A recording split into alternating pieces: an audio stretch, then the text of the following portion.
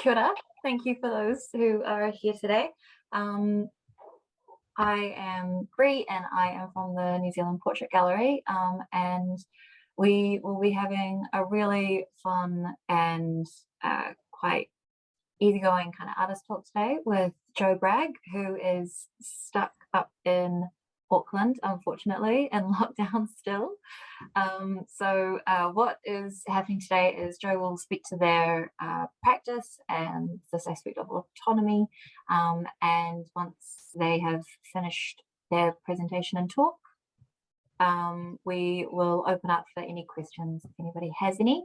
I just want to say again that today's talk is being recorded for those who can't attend on the day. So this will be uploaded to our YouTube later. So if you are not wanting to have your face on screen, please do just keep your videos off and mute yourself if you're not asking a question towards the end. But otherwise we'll hand it over to Jo. Fantastic. Well, hello. Hi, team.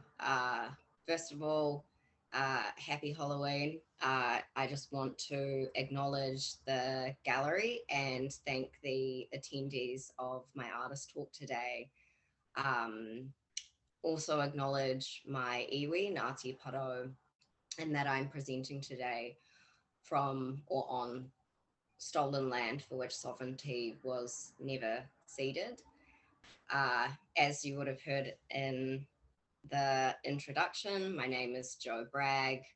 I am I guess, in terms of my connection to Pōneke, the original co-founder of Meanwhile Artist Run Space. My practice spans poetry, video, essay writing, live performance, autobiographic works, and also photography. So today, as you can hopefully see on your screen, we are discussing sort of a lot of the moving parts of my work, but specifically beginning with this photographic work, which is rolling on the screen. And that is because 3 of these works are featured in Autonomous Bodies, obviously a show that's currently on at the New Zealand Portrait Gallery. So where to begin with this one? Essentially, these works here look at, I guess they explore notions of live performance and autonomy through photography in, I don't know how to say it, like in a really like 2016, at least to me, they're very 2016, and I'll move into a conversation around where my practice is now to give context to sort of how my thoughts and feelings and ideas around notions of autonomy and the body have sort of shifted with my ongoing research. So yeah, just to sort of be clear, I guess, to give this some structure, I will be discussing, to begin with, these works and how they relate, or where I've sort of leaped from out of these works in 2016 into my master's thesis that I completed at the beginning of this year through Monash University. And I may also bring in a few sort of theories that I've been working through on the subject of autonomy and the body. I guess just for more context as well, what we're looking at on the screen is actually a screen share of my website. So anything that I say that seems interesting, looks, sounds, feels like you want to go away and read more about it, yeah, it's all live and online. So I guess, yeah, what I've been thinking about in terms of being invited to speak on this notion of autonomy is sort of my trying to fathom through my work the entire conversation of it, like autonomy, bodies, gender, queer and body politics. They're sort of confounding topics until you can find a way to sort of stop elaborating and just give a good example, or try and make it as actionable as possible and clear. And so for me, and at least in my practice, especially as you can see in 2016, photography, specifically live performance in a sort of autobiographic position, was, I guess, like the easiest target for me to begin to explore these notions of the body, or what it does, how it looks, what it represents. And that's been really interesting for me moving forward in my practice and research, which I'll continue to push into. Considering, like, thinking about these works now, they were never about gender per se, or autonomy, or at least those weren't things I was thinking through fully. But in, I guess, or through the work going into circulation curationally, that became its sort of main theme. And that continues to make me question how powerful sort of and palpable and important notions of representation are, even if, you know, to follow that thought all the way through, this work isn't about gender. To give a sort of example of that, the works in autonomous bodies are a series of 10, of which there are 3 printed in the show. But the works didn't respond necessarily to notions of autonomy or the body. As you can see on screen, they were a response to a series of 10 questions. So as you can see here, what do you fight for?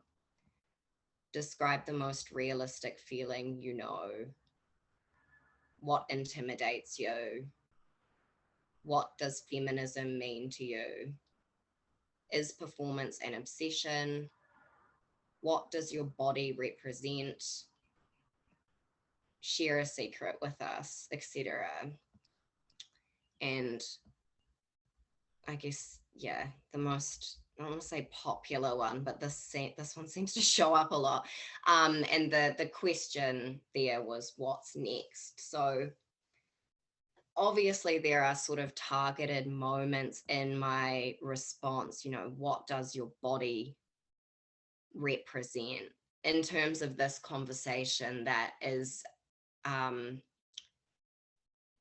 don't know, and my ongoing research when considering this series and looking back at it, that's a very, I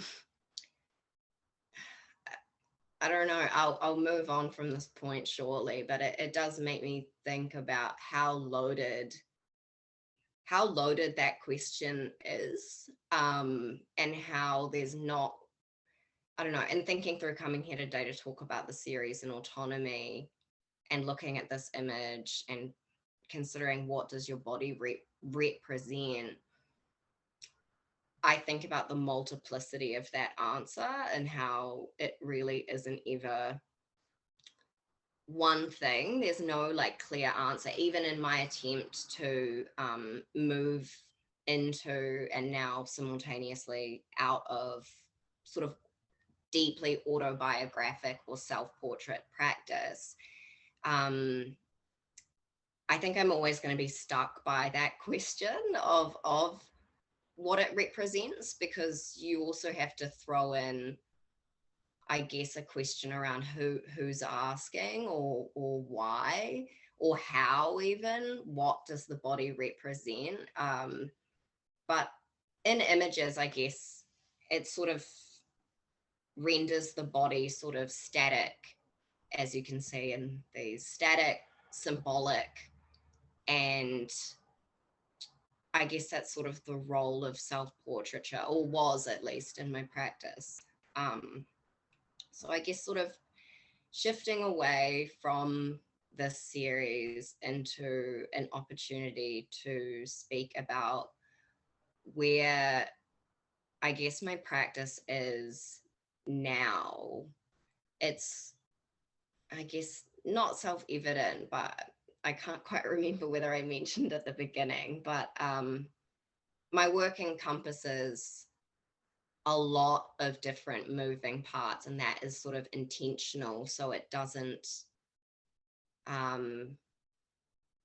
get tied down to a specific kind of way of being, which I guess you could also argue is about the notion of autonomy.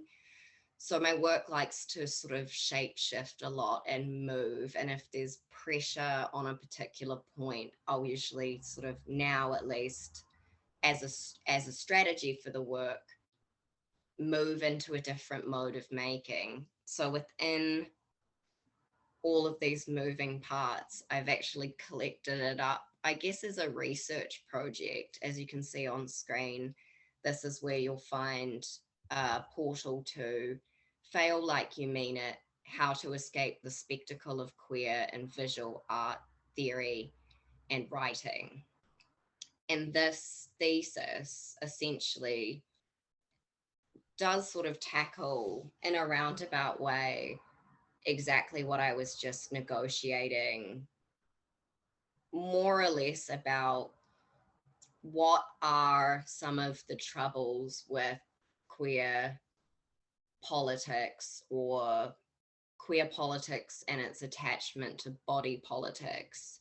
And I guess informed by theorists like Jack Halberstam and Paul B. Prashado. These are references within my thesis, or Lauren Berlant. I had to sort of work through what the body is doing, or like what it means in terms of self-portrait practice. Like, I guess in a way, this is sort of like a complicated talk, because I've actually, I guess that's like a useful thing to sort of say, like I have actually moved away completely from self-portraiture more into abstraction, which are, you can sort of see an example of some of that on the screen. These are poetic texts that were drawn to sort of represent more, abstract notions about feeling, love, grief, loss. And the whole thesis, without I had intended to like read the abstract, but I've decided against that because it might be quite dry. And obviously, as I say, it's available to read in your own time if you wish. I've sort of turned away from an engagement with the body, quote unquote, and begun to consider actually how to, like it's in the title, like escape the spectacle, in terms of again, informed by a lot of different theorists that I respect really greatly and have read really deeply, their sort of concern for not only feminist practice, but trans feminist practice and its history of like successfully weaponizing the body, but also having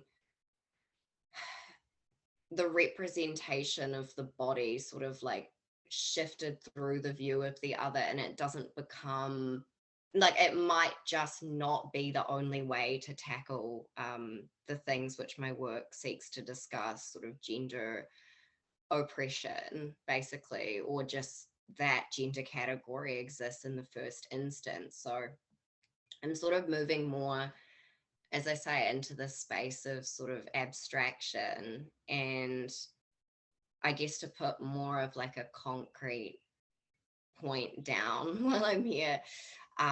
Besides this thesis, I'm also just about to release an essay with Art Space for their up and coming show that opens next Friday, for the show Cruel Optimisms.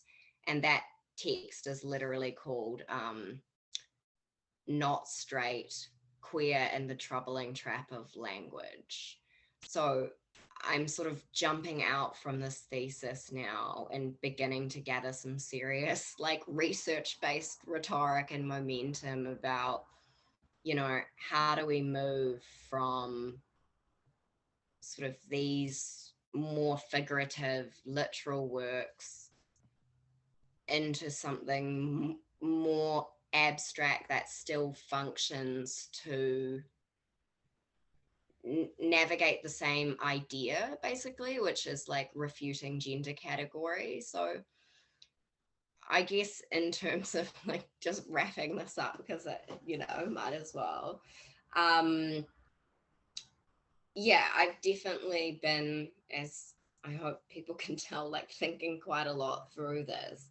And it's a very interesting shift. Yeah, when sort of witnessing the more literal representation and moving into this abstraction. But I guess in terms of this artist talk, I would argue there's an autonomy to that, to be able to make that choice to remove your body but still maintain leverage within the conversation around abolishing gender category. And yeah, my thesis is really engaged in different modes of being, which even go beyond the, I guess, particularities and limitations of the way queer politics are formulating the conversation. I'm actually trying to like break that open as well and say that can go so much unbelievably faster and further than we could imagine. And yeah, I guess I'll just keep making work and see what happens. So I'm going to stop talking now. And I appreciate you all for being here. Kia ora, Jo, thank you. So I think what we might do is have a bit of a kōrero and a kind of a back and forth. So if anybody has any questions, please feel free to unmute your mics or pop it in the chat and I can relay. So something that I found really interesting is that there is this huge thing within the kind of art world around the baseline of an artist is somebody who is a cis white male. And if you are anything but that, you are kind of you are represented and all of your art becomes kind of viewed through the lens of your gender. And that's something that we see for a lot of the female artists that we have in our show, but also for a lot of our gender diverse artists at the moment. And I guess it's really interesting to see this idea around representation of your body, but now turning away from that. Have you made this decision because you've found that a lot of curators and critics are consistently focusing on your gender identity in this way, instead of looking at a broader scope of ideas around your art? Yes. Long story short, that could be obviously all of the points that you raised, each individual one around, who is considered to be speaking of what and why is in its very nature a question of the body and autonomy. Who is assumed to be speaking on what? And yeah, again, if I picked up on every single point, it'd be a whole nother talk. But no, I have intentionally moved away from self-portraiture and representation, not only because of witnessing it as a byproduct of my gender identity becoming categorized and sort of it's fetishized and it's tokenizing, and it takes away from, at least to me, my own individual sense of just having my own non-binary or trans experience without the emphasis on and I cover a lot of this in my thesis, that emphasis on autobiography and telling the truth for trans and non-binary artists. It's just, you don't get that pressure if you're a cis white man. You can paint what you like, and there's lines, I hope, but the categories are very distinct and very clear in the art industry. So I'm moving away from that clarity, at least for myself. And again, the thesis makes a lot of claims about the utility, in fact, of disappearing, of obscuring, of building oneself into a kind of, fictional character, like just, shifting away from that pressure to put your body on display, because I don't think I said that as precisely as I could have in the initial sort of stage of the presentation. But yeah, there's just like a big expectation that I think is,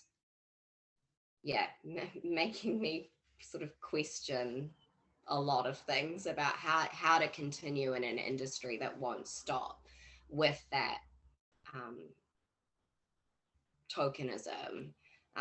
So now it's sort of turned into this weird project, like I'm in it, but now I'm sort of critiquing it from the inside and trying to shape my practice into my own ideal version of like what is possible in this conversation.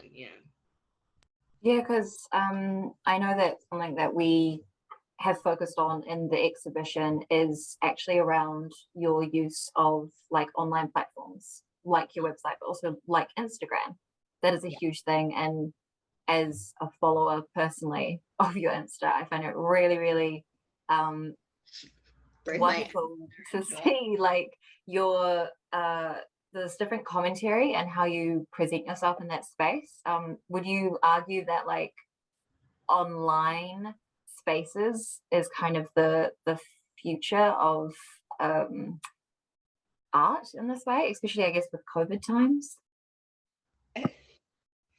I don't want to say that. No, only because now I'm just kind of having fun with this, but like there is a distinction to be made that is necessary between the importance of online communication, whether you consider it a necessity or not. It's just everywhere, like it's just consumed all physical space anyway. But as I say, there is a distinction for me, at least in my mind, as someone who was in Melbourne prior to this, and was inside of their lockdown and now inside this lockdown. The necessary distinction between the importance of online and what that can do and the limitations of that, because physical space is really important, just in terms of what can be achieved for a work of art. For my practice, I would say fine, it could go completely online right now and never show up in a physical gallery ever again. It would still function. Is what I'm saying. But physical gallery spaces do matter. They are a place for people to gather and have conversation. And that's coming from a person who hasn't really been able to visit them. I've recognized completely how much physical gallery spaces do make an impact on people's the version of the work and how they encounter it. I think if everything just shifted online, it would be a loss for perhaps other practices that emphasize detail or big textural moments or bold colors or just things that get flattened through representation online. Yeah. Hope that answers that question. Yeah, well, it's always so interesting because, of course, when you have an online platform, you have complete control over the voice and the accompanying text that goes with what you put forward. But I guess another example being Meanwhile, of course, and as the co-founder of this gallery that's still really successful to this day, which is run by um, artists and young professionals, and they're able to put on their own exhibitions and really speak to their own work. Maybe autonomy is another great word here. Like they can speak to their own work with this autonomy of self as an artist. Do you think that that approach, I guess, how these kind of artist run spaces are just as important as the kind of curatorial, perhaps distanced analysis of the work? Like, do you think that you need to have both all the time to keep that kind of autonomy in place? Do you mean both larger scale exhibitions with curators and artist run spaces? Is that? Yeah, kind of how do you feel this idea of autonomy can actually fit within these two very unique means of exhibiting? Mm, I just think they play such different roles. Like, as someone who worked at City Gallery Wellington, Te Whare Toi, as a gallery host for 7 years. I saw every show they ever did roll through, 3 months, turn around, 3 months, install, like the entire elaborate process that goes into bringing large scale public exhibition to the fore. And through that process, that's sort of where I learned about why Meanwhile was entirely possible, which seems like a jump. It doesn't seem, when I think about it now, that logically doesn't seem right. But I just sort of witnessed that larger scale ecosystem taking place and thought that could happen, but you just would need, just like, it's not to say you need less as an artist run space, but it's sort of about that. I mean, I know nothing about like punk era stuff, but like it's very like punk ethos. Like you just do it if you want it that bad to be done. And I've got that, I guess, ethic behind my work as well. Like if you want to see this like shift so bad, or you want to see young artists who those larger galleries don't represent having shows, show them. And that's not to say that everybody can do that. That was just the position I was in, and I feel very lucky to have done so. And that Meanwhile does continue to do exactly what it was set out to do, because there there is a necessary tension, I think, necessary tension between the artist run space and sort of the institution or the museum. They've always had this sort of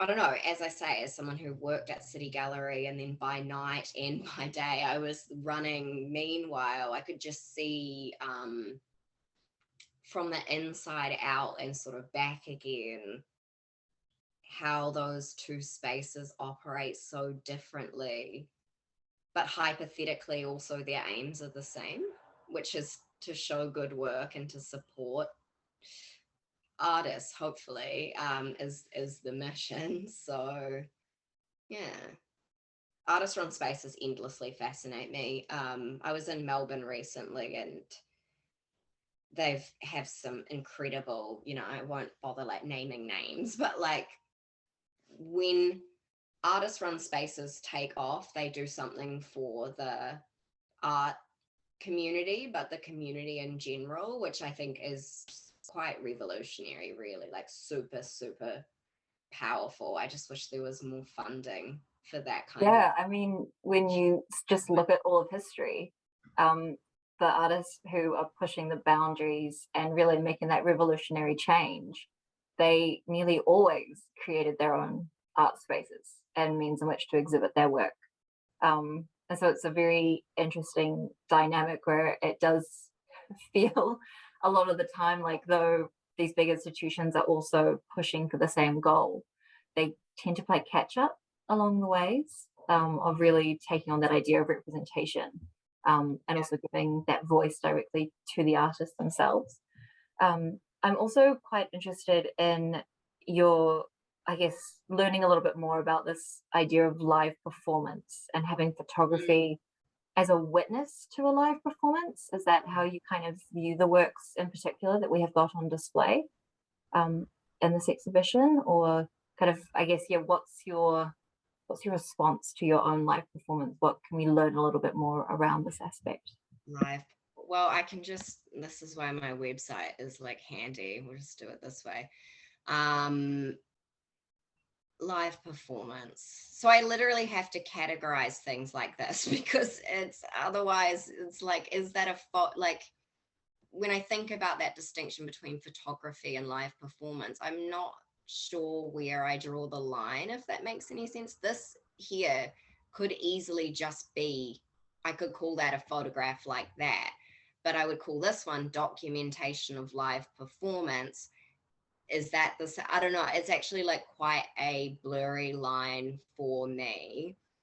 So this is the part of my website where I discuss what you've asked, sort of the quite literal live performance aspect. And what I guess I'm interested in is, for instance, this is an image of myself presenting the physical garden, which was, as you can see all the details here, presented at Auckland in Christchurch Public Art Galleries and in the Paddington Town Hall in Sydney. Now, this was a highly scripted, rehearsed performance, live performance. And it's sort of, I get sort of challenged sometimes by saying, this is clearly a documentation. This is a photograph of a live performance. Is it therefore a portrait? Does it go into, now it's a part of an extended autobiographic practice? Or, yeah, I actually, I'm sorry, I don't have, well, not sorry, but like, I don't really have a clean answer for that because I don't know where I draw the line between what is. It was somewhat of an unfair question, if I'm honest, because I think it would be very, very difficult to make that distinction between it. So I guess that whole idea of like the body and representation, you have focused on this in so many different ways, this idea of like autonomy and representation on the body. But it's so interesting to see that your current work is completely removing that obvious representation of the body as yourself, but is now moving into something far more text-based. But also we could still probably argue that that could be considered a portrait in many ways, like pushing that boundary of what that can be. Would you, I guess, agree with that idea that your current work could be viewed as portraiture? Fundamentally, yes. I would struggle to build a case for sort of any artist who wouldn't consider what they do some kind of portrait of themselves. Even if it is sort of, even something data driven or research driven, you could ask that person, well, why are you interested in that? It becomes a sort of an exchange of material between the artist interfacing with the world. So everything I make is inherently fundamentally a portrait or a self-portrait or a representation of what I was thinking of some kind. And yeah, and in emphasizing that sort of move into abstraction, I will say, like, it doesn't, it's not a, as I struggle to find that distinction between what is a live performance, what is a photograph, what is autobiography, all of these sort of larger and broader questions around what it means to make artwork representative of, you know, well, why you make art, like the sort of concept you want to convey. I still do appear physically in video. The distinction now, and I emphasize this in the thesis, there's like sort of an ethics behind the way I appear. Like I'm either doing nothing, doing next to nothing, or like sort of trying not to be in the frame. Like I'm not afraid to use my physical form for what it provides me. Like I don't want to pretend it doesn't exist and that it's not important, but it's certainly not the central conversation I'm trying to have anymore, in the way that these works are very explicitly me in the center, in the frame, the focus is there. Whereas, yeah, I'm sort of moving more into this sort of like, I don't know, I made a work the other day called Sudden Passion that's going to be released this coming Thursday. It's a very quick work, but I sort of, I'm in it, but to me at least, to myself, I feel like I'm more of a character. Like it doesn't, I'm sort of embracing that sort of fictional self as opposed to what I was saying in the beginning, this pressure for non-binary and trans artists to sort of tell the truth about themselves. Yeah, as if it's a story you tell, not your actual life. Yeah. So I'm sort of just like evaporating a bit from Well, being. Anne has actually put a question in the chat. So I can't see the. I'll read it out. So Yeah. it goes, you've talked about a shift away from the body, which is interesting to Anne. Can you describe the logic of that shift conceptually? How will the conceptual logic for the work develop? Do you think about where you are headed? There is a manufactured sensibility in the self-portrait in your current Insta posts. Is theatricality or artifice becoming more important to you? That is a very in-depth, multi-layered question. Do we want to start with the beginning of that, which is, can you describe the shift away from the body conceptually? Is there a logic to that? There's a logic, but it's an ethic more. I'm trying to like slow down my answer here because it's a very interesting question. There's an ethic to my removal of my body, which is informed by, I literally like have my printed thesis sitting like right here in case I need it. And of course, as I've mentioned, it's available. You can find it anywhere. It's not just like me who has access to it. But it was through reading, it was actually The Queer Art of Failure by Jack Halberstam, who basically their central tenet to do with queer theory was talking about how to basically sort of challenge, just challenge everything. But it's mainly like if you see something as sort of successful or commonplace, question it, ask the question. So for me, I was like, oh, the works where I show my body are the most popular. And then I was like, why is that? And then I was like, and then through reading, I was like, oh, there's a massive history of trans and feminist practice in live performance, autobiography, and self-portraiture. It's a deep and rich history there, documented history that I was going into. But as someone who wants to break the boundaries of gender category and the way it can express itself, the ethic is to sort of remove myself in order to think of other ways to make that possible, to have other forms of that conversation, because there is a lot of that work being made and I love to see it, but I just want to see another version of how that conversation can take place. And it's challenging because, as Jack Halberstam said in The Queer Art of Failure, if you challenge the way that things are generally presented, even in terms of something positive like queer politics and body politics and the way it tends to represent itself, the work might fail. Like, I know how to make a work that speaks to gender, but I'm looking at how could you make it so it's almost like we're not quite sure like what you're doing. And that's exciting to me, being sort of more ominous and subtle, as opposed to, 2016, where it's like incredibly direct. Anyway, I need to stop. Is there more to that question?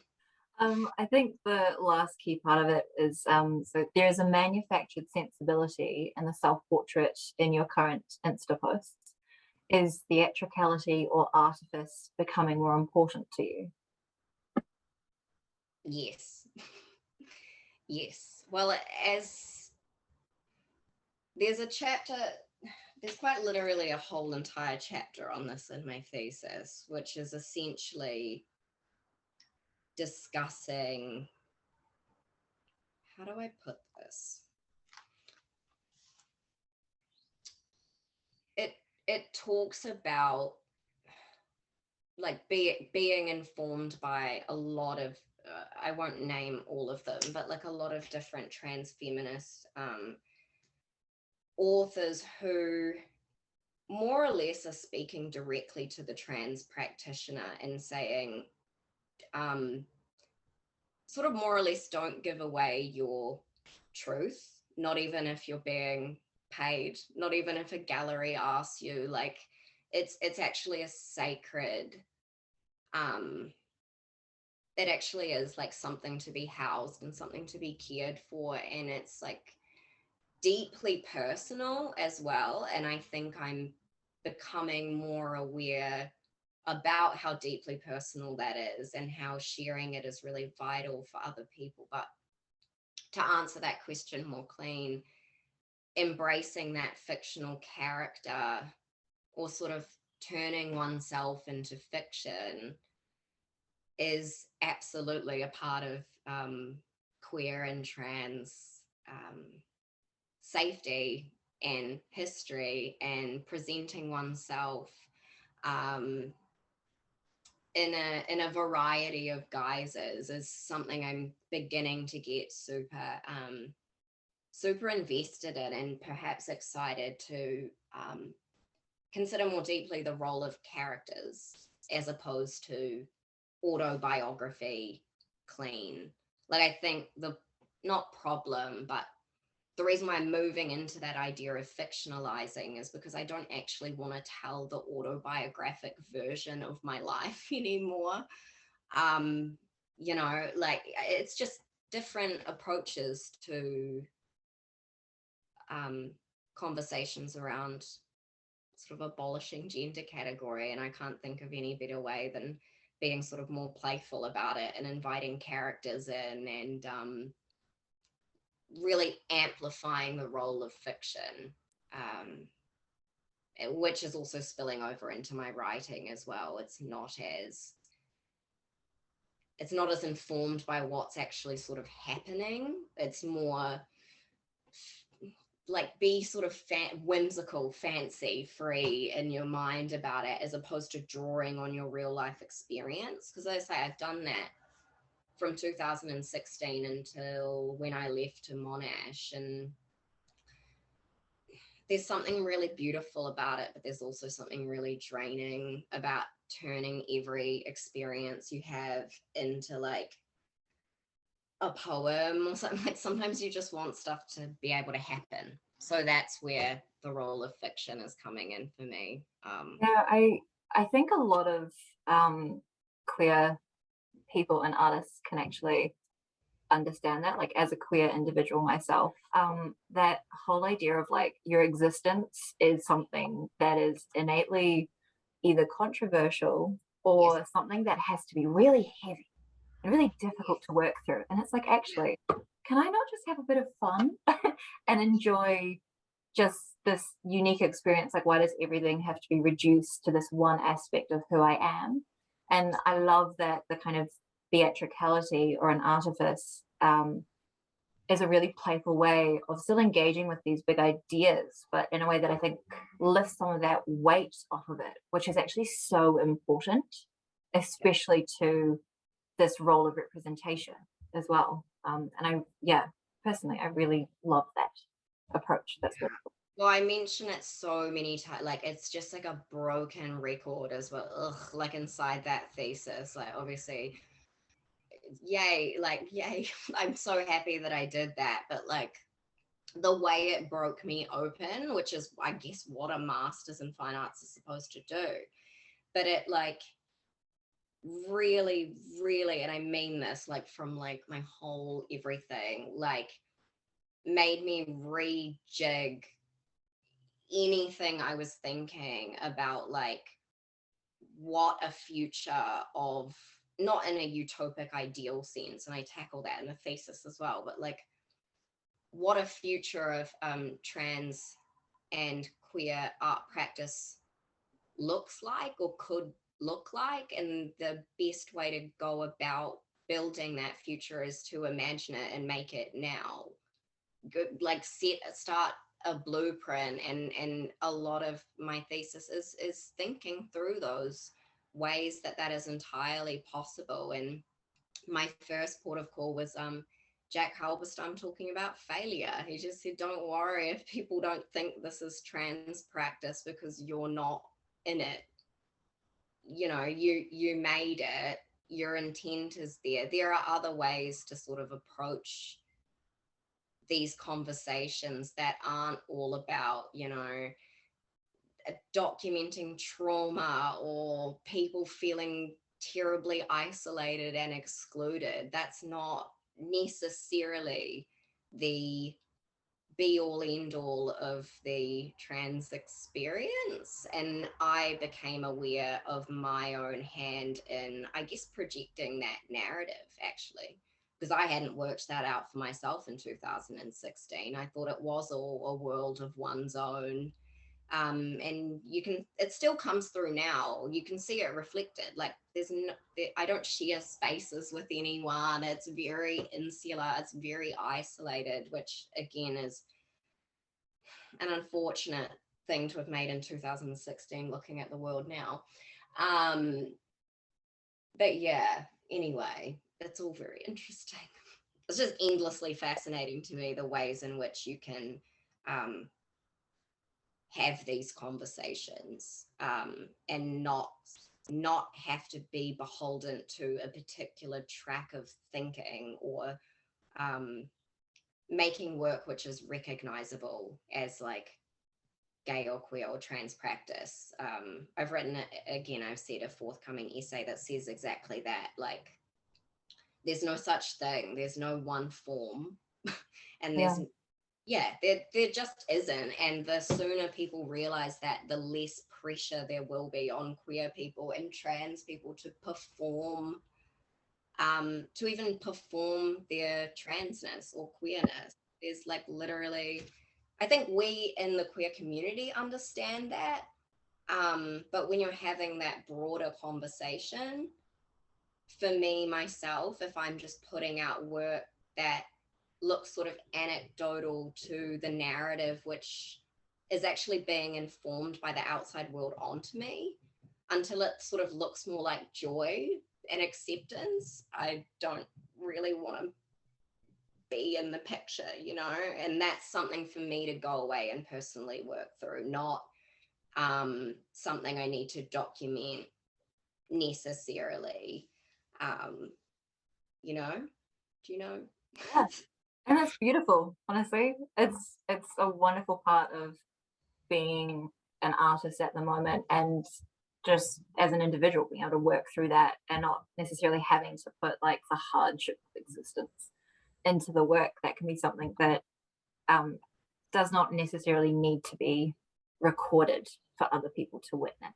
I think I think for me, in terms of thinking through the thesis, also like I don't want to like say this and then this gets released and then everyone sees my new video work, Sudden Passion, and they were like, wow, you're just like a massive emo isolated in your room in that whole video. Why did you say you were like not in it, you know, and you're going to take this positive spin? I mean, for me right now, the time to be massively jovial doesn't quite land, but that doesn't mean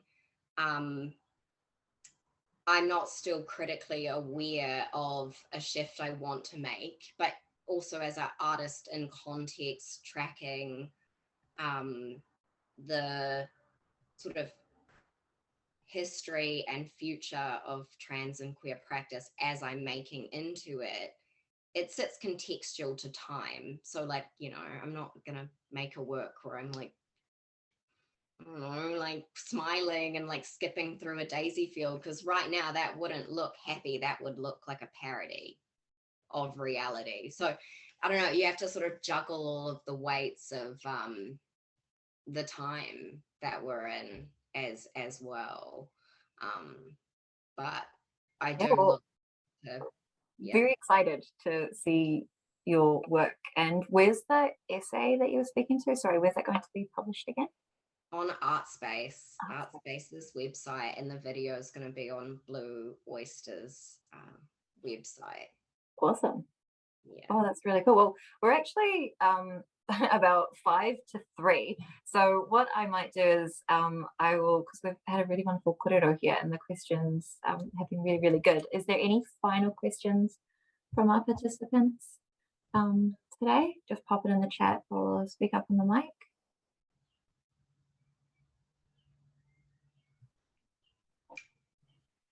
No, we're all good. Well, if that's the case, I think we might finish up our talk today, given that it's been basically an hour at this point. This has been absolutely wonderful. It's been a real privilege to have you here and to speak to your mahi and to kind of hear where you're progressing in your artistic practice and your career at the moment. I will be putting a version of this online for those who weren't able to make it today. And hopefully I can share your new work and your essay as well when that is released in a week or so. Yeah, fabulous. I appreciate it. And yeah, so just for people who are in Wellington, Autonomous Bodies is due to close on the 7th of November, but I think it might be extended for like a couple days. So keep an eye, make sure that you do come down if you can. And otherwise check out our YouTube, because if you aren't in Wellington and you can't visit us, Gina Matchett, the curator, has done a kind of guided tour of the space where you get to hear and see it in person in that way. But otherwise, kia ora, everybody, for coming along. This was wonderful. Thank you so much.